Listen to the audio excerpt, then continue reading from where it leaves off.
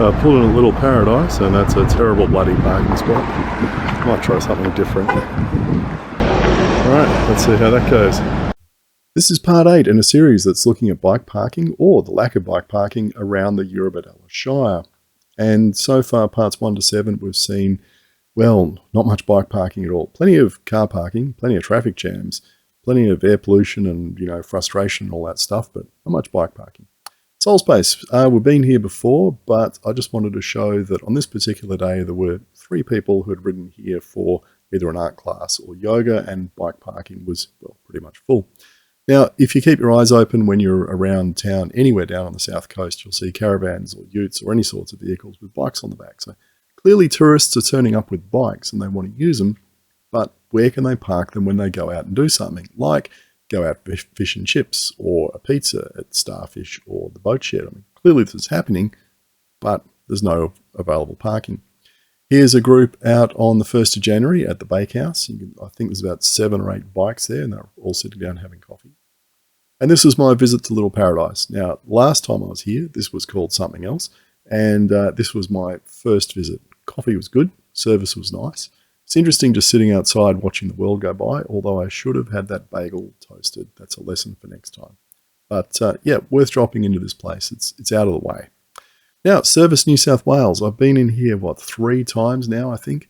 Get my driver's license renewed, get an auxiliary number plate for the car, and something else. Now, if you think about your transactions with Service New South Wales, they send you a bit of paper in the mail. You take that bit of paper in your pocket. You go to Service New South Wales, stand in a queue, pay some money, get given another bit of paper and walk out. And that was just me checking whether there was parking out the back, of which there was none. But Service New South Wales is not something where you turn up and need to lug a whole pile of stuff home, like bags of cement or furniture or something like that. It's a transaction-based place. The most you're going to have to pick up is some number plates to stick in your car.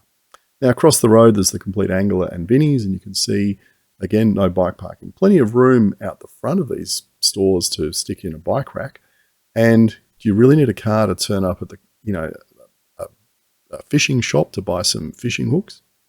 Dan Murphy's, one place that did have bike racks. And yes, I do sometimes go to bottle shops, buy alcohol, and take it home on the bike. I mean, unless you're buying a carton of beer or a carton of wine, for small things like, just a couple of quality beers or a bottle of spirits or something, or just a bottle of wine for dinner, you can, in fact, take it home on the bike.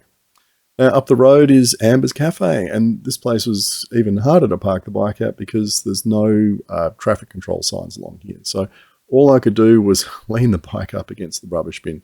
So poor old Amber's, the bike parking here really is rubbish. And I didn't try the food or coffee since I'd just been to Little Paradise, but I will have to come back here one day and test them both out because it does look good. Now, around the corner to Harvey Norman, and yes, I have been shopping here on the bike, and the only place to stop is, park the bike is against a pole. And what I bought there last time was a little USB wireless adapter, tiny little thing, weighed about 20 grams, stuck it in my pocket. Just goes to show that, yeah, look, some people are going to Harvey Norman to buy toasters and dishwashers and goodness knows what, things that you need a ute or a truck to take home. But they also sell things, little things that you can just stick on the back of the bike and take home, So even bike parking here can be useful. Well, look, so that's part 8. One place that had bike parking, a bottle shop, and everywhere else, well, plenty of room on the footpath to stick in a bike rack like that one at Dan Murphy's. But, well, no bike parking to be seen. And I think what we might need to start doing is what I saw at the Edward Street Marketplace is just park your bikes in a car parking spot. If council doesn't want to provide bike racks on the footpath, well, just take a car spot. I mean, what are they going to do?